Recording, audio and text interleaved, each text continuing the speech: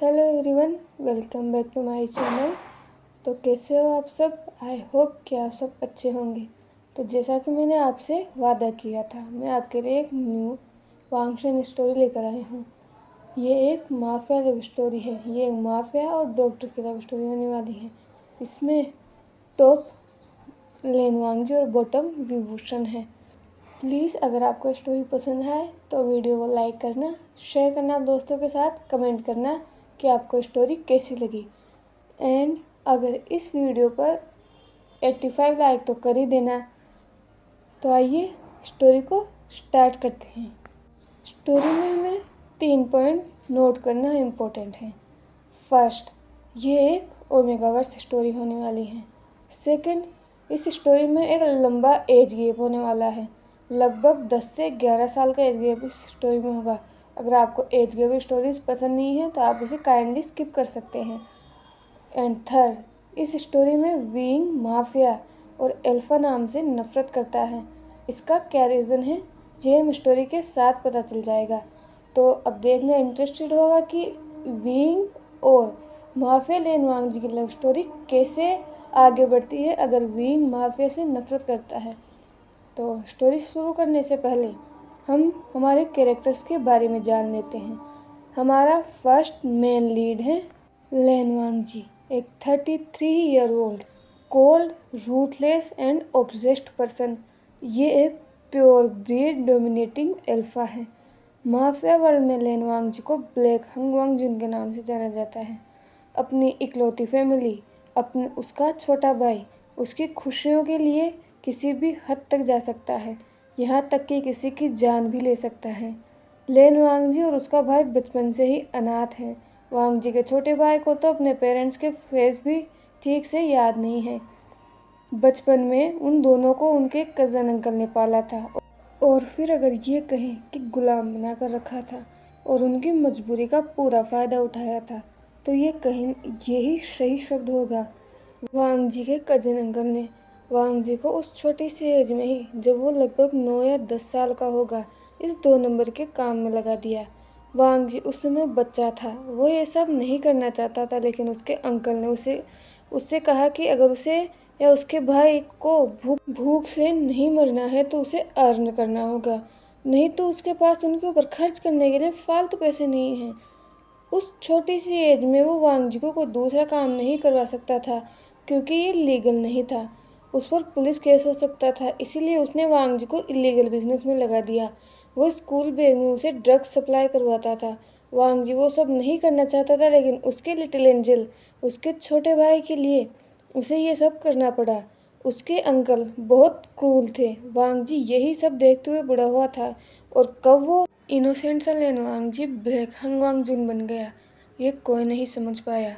Underworld mafia के top पर पहुंचने के बाद सबसे पहला काम उसने किया था अपने अंकल को मारने का, उस पर्सन को मारने का जिसने उसका चाइल्डहुड बर्बाद कर दिया। उस दिन के बाद से हंग वांगजुन सबसे फियरसम माफिया बन गया, जिसके आगे कोई अपनी आवाज़ भी नहीं उठा सकता था। लेन वांगजी पत्थर दिल हो गया। अपने भाई के अलावा वो किसी की तरफ सॉफ्ट नहीं था, और अगर उसने किसी को एक बार मारने के बारे में सोच लिया तो फिर उसे भगवान भी नहीं बचा सकता। वो एक डोमिनेटिंग अल्फा था जिसके फेरामोन्स ही लोगों को अपने घुटनों पर लाने के लिए काफ़ी थे। तो ये था लिन वांगजी का इंट्रोडक्शन। हमारा सेकंड मेन लीड है विभूषण, एक 23 ईयर ओल्ड यंग मैन, एक beautiful omega and talented and successful doctor. अगर हम विंग के पेरेंट्स की बात करें तो विंग ने अपने रियल पेरेंट्स को कभी नहीं देखा। जब वो जानने लगा, समझने लगा, तब से उसके अंकल, आंट और उनका ओमेगा बेटा ही उसकी फैमिली थी। जियांग फेंग मियान उसके फादर के कज़न ब्रदर थे। विंग के पेरेंट्स की डेथ एक प्लेन क्रैश में हुई थी। उसके बाद वो तो चले गए और पीछे रह गया उनका इकलौता ओमेगा बेटा विंग, जिसे बाद में जियांग फेंग मियान ने अडॉप्ट कर लिया। लेकिन विंग ने कभी अपना सरनेम चेंज नहीं किया। उस समय जियांग फेंग मियान भी एक सक्सेसफुल बिजनेसमैन थे और वो लोग रिच थे। लेकिन जब विंग 12 साल का था तब उसके अंकल और आंट भी उन्हें छोड़कर चले गए।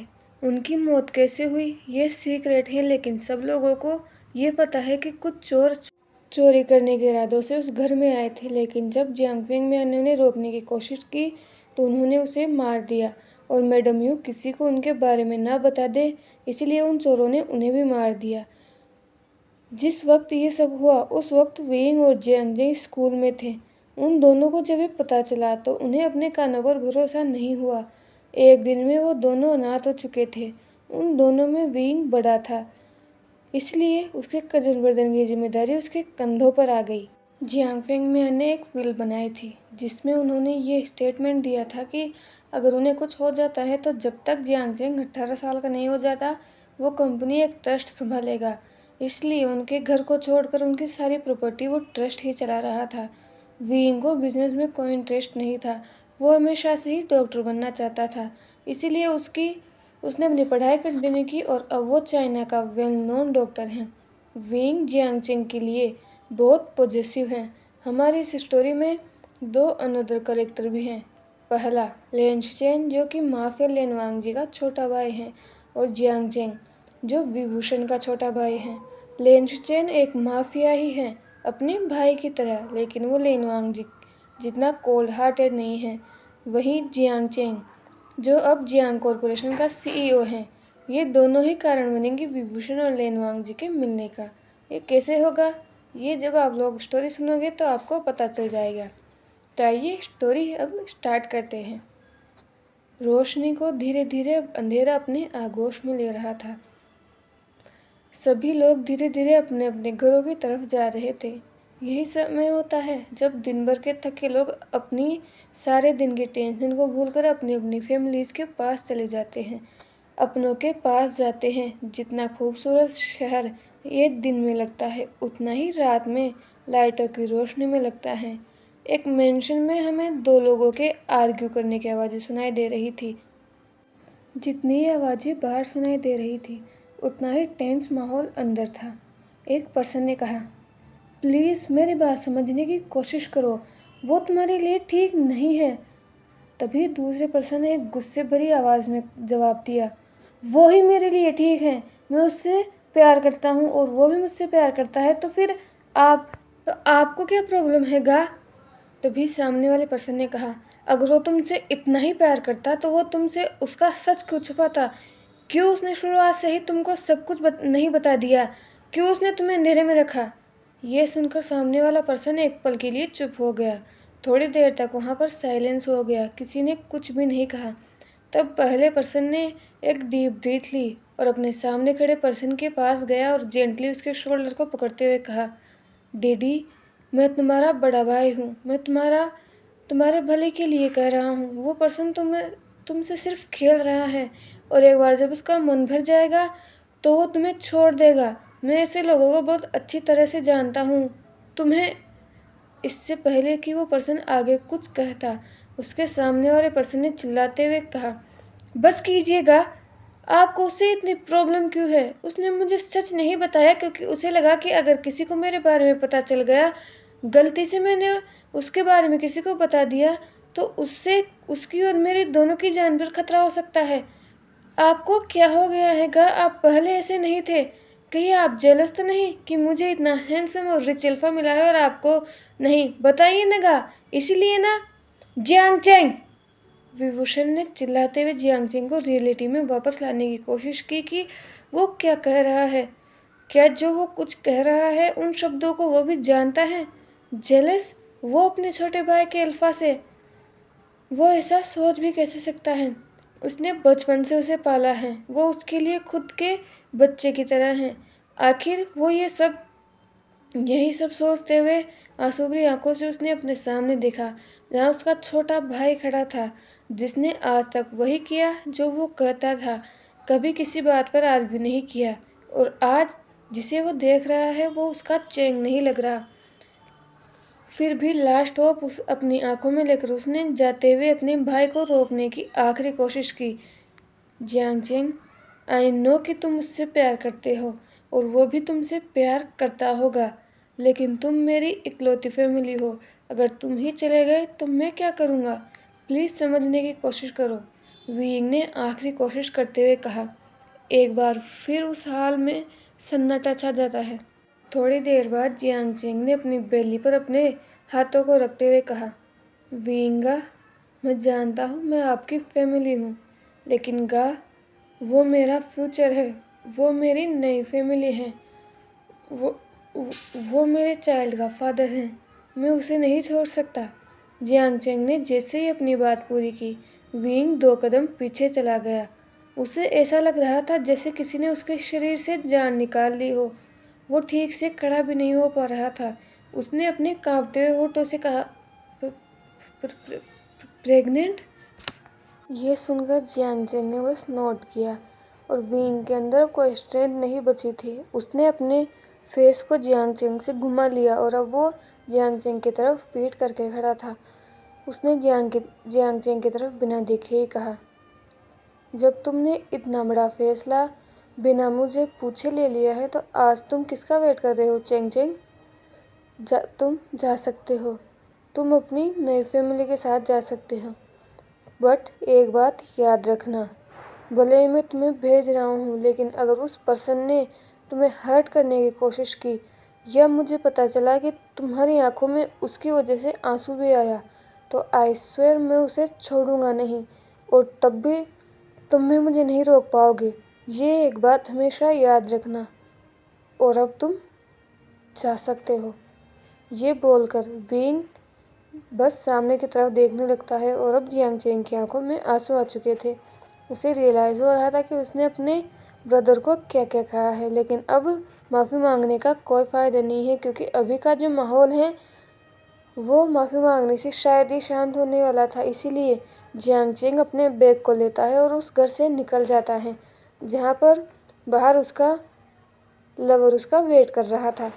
जियांग चेंग ने जैसे ही लेंसचेन को देखा, वो तुरंत उसके पास गया और उसे हक कर लिया। जियांग चेंग की आंखों से आंसू बह रहे थे और ज़्यादा इसीलिए क्योंकि वो प्रेग्नेंट था।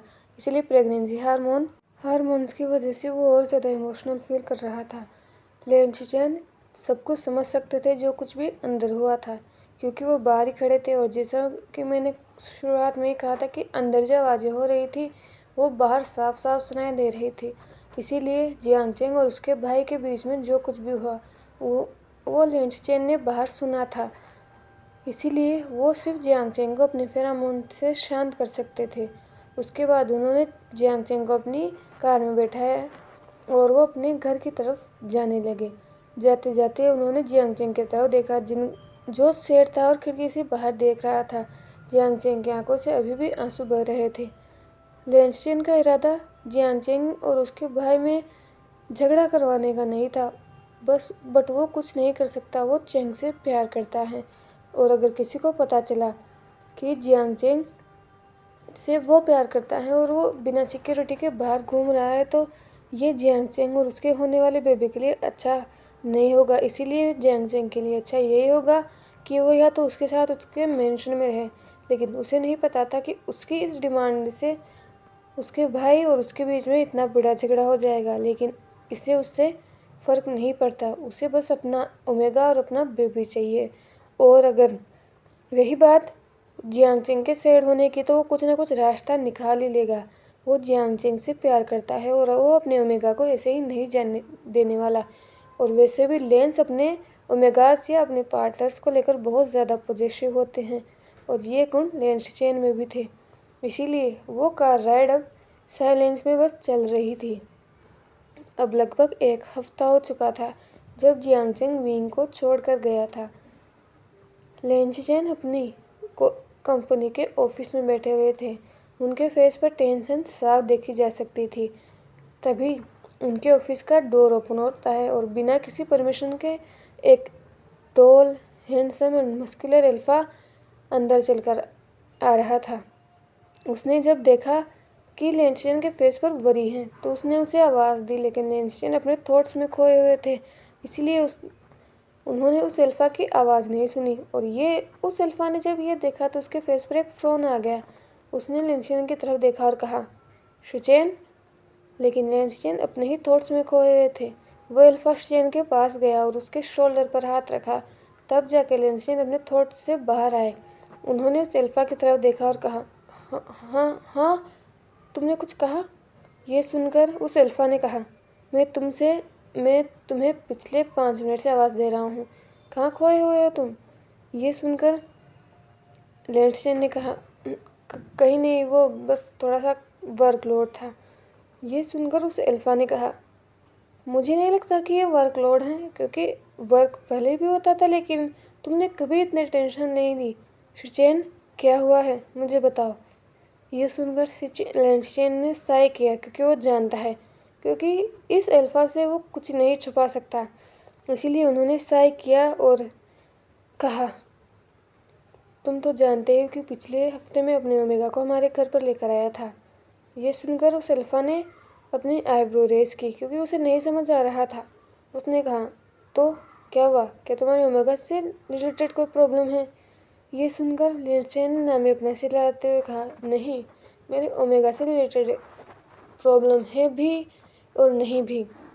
एक्चुअली मेरा ओमेगा सैड है, मैं कुछ भी कर लूँ वो खुश नहीं हो रहा है और वो प्रेग्नेंट है। मुझे डर है कि इस वजह से हमारे बच्चे को कोई नुकसान ना हो जाए। ये सुनकर उस अल्फ़ा ने कहा, सैड है, लेकिन क्यों? वो तो तुमसे प्यार करता है और तुम भी उससे प्यार करते हो, और तुमने कहा था कि तुम दोनों इस बेबी के लिए खुश हो, तो फिर अब वो सैड क्यों है? ये सुनकर लैंडस्टेन ने कहा, वो अपने भाई की वजह से सैड हैं।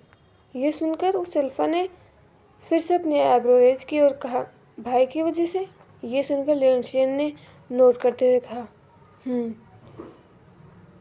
एक्चुअली शुरुआत में जब मैं उसके साथ काम करता था तो मैंने उसे नहीं बताया था कि मैं माफिया हूँ, और उसका भाई माफिया से नफरत करता है। शुरुआत में जब चेंग ने उसके भाई को बताया था कि वो मुझसे प्यार करता है, तो उसे कोई प्रॉब्लम नहीं थी, क्योंकि तब मैंने उसे खुद को एक बिजनेसमैन इंट्रोड्यूस करवाया था। लेकिन तुम्हें याद है उस दिन जब हम वेंस का पीछा कर रहे थे और उस मार्केट में हमारा शूट आउट हुआ था? ये सुनकर उस सामने वाले अल्फ़ा ने बस नोट किया। उस वक्त वो उस मार्केट में था और उसने मुझे देख लिया, और तब से ही वो बहुत ज़्यादा नाराज़ है, और ये बात उसने चेंग को भी बताई। लेकिन कैसे भी करके मैंने चेंग को मना लिया, उसे अपने रीजंस दिए, और चेंग तो मान गए। लेकिन अब उसका भाई हमारे रिलेशनशिप के लिए नहीं मान रहा था, और चेंग प्रेग्नेंट था, इसीलिए मुझे डर था कि कहीं कोई उसके ऊपर हमला न कर दे। ऐसे में हमारे बेबी को भी खतरा हो सकता है। इसीलिए चेंग को मैंने अपने साथ शिफ्ट होने के लिए कहा, और इसको लेकर उसके और उसके भाई में झगड़ा हुआ था। इसलिए वो सैड है, क्योंकि उस दिन उसने उसके भाई को बहुत हार्श वर्ड कहे थे, और वो गिल्टी हैं। तब से उसके भाई ने भी उसे कॉल नहीं किया, और ना ही उसकी हिम्मत है उसके भाई को कॉल करने की। मैंने उसे कहा भी था कि मैं उसे उसके भाई के पास ले चलूँगा, वो दोनों एक दूसरे से बात कर सकते हैं, शायद कोई रास्ता निकल जाए। लेकिन वो नहीं जाना चाहता। उसे लगता है कि उसने अपने भाई से बहुत कुछ कह दिया, और अब शायद ही उसका भाई उसे माफ़ करेगा। इसीलिए वो सैड है, और वो सैड है तो इसीलिए मैं थोड़ा सा परेशान हूँ। ये सुनकर उस अल्फ़ा ने थोड़ी देर तक कुछ नहीं कहा, और उस केबिन में बस साइलेंस हो गया। पर थोड़ी देर बाद उस अल्फ़ा के फेस पर एक स्मिक आ गया। उसने अपने भाई की तरफ देखा और कहा, डोंट वरी, आज शाम तक वो तुम्हारे ओमेगा से बात करेगा। ये सुनकर लैंडस्टेन की आंखें बड़ी हो गई, और उसने उस अल्फ़ा की तरफ देखा और कहा, और आपको कैसे पता? ये सुनकर सामने वाले अल्फ़ा के फेस पर एक स्मिक आ गया। उसने लैंडस्टेन की तरफ देखा और कहा, तुम्हें नहीं लगता तुम मुझसे गलत सवाल पूछ रहे हो? तुम्हें पता है, अगर मैंने किसी चीज़ को ठान लिया तो बस ठान लिया, और मैं तुमसे प्रॉमिस करता हूँ कि आज शाम तक वो अपने भाई को फ़ोन करेगा, और तुम्हारा ओमेगा और ज़्यादा सैड नहीं रहेगा। और उसके लिए अगर मुझे उससे ज़बरदस्ती भी करनी पड़े तो मुझे कोई फ़र्क नहीं पड़ता। ये सुनकर लैंडस्टेन तुरंत खड़े हो गए, और उन्होंने उस अल्फ़ा की तरफ देखते हुए कहा, नहीं गा, प्लीज़, वो पहले ही माफिया से हेट करता है। अगर आपने उसके साथ कुछ भी किया तो चेंग मुझसे हेट करने लगेगा, और मैं ये नहीं चाहता। ये सुनकर सामने जो और कोई नहीं बल्कि लैंडस्टेन का बड़ा भाई माफिया हंगवांगजुन लेन वांगजी था। उसने कहा, शुचैन, डोंट वरी, तुम बस अपने ओमेगा पर ध्यान दो, और उसका काम मैं देख लूँगा कि उसका भाई कैसे फ़ोन नहीं करता। तो अब मैं चलता हूँ। वैसे क्या नाम बताया तुमने उसके भाई का? वैसे शिचेन ने कहा, डॉक्टर विभूषण। वो यही के जिलिंग हॉस्पिटल में काम करता है। ये सुनकर लेनवांग जी ने बस नोट किया और वो वहाँ से निकल चुका था। उसके फेस पर जो स्माइल थी उसे देखकर शिचेन के बॉडी में भी एक शिवर दौड़ गया, क्योंकि वो जानता है जब भी उसके भाई के फेस पर ये स्माइल आती है तो किसी न किसी की शामत ज़रूर आती है। यही सोचकर उसने साय किया, लेकिन वो खुश था कि फाइनली उसका ओमेगा खुश होगा। तो है एवरीवन, आज के लिए बस इतना है। ये इस एफएफ का फर्स्ट पार्ट है, तो प्लीज़ कमेंट में बताना कि आपको ये पार्ट कैसा लगा, और अगर इस पर 85 लाइक आएंगे तो मैं इसका नेक्स्ट पार्ट जल्दी लेकर आऊँगी। तब तक के लिए please like, share, comment and subscribe my channel. Thank you for watching.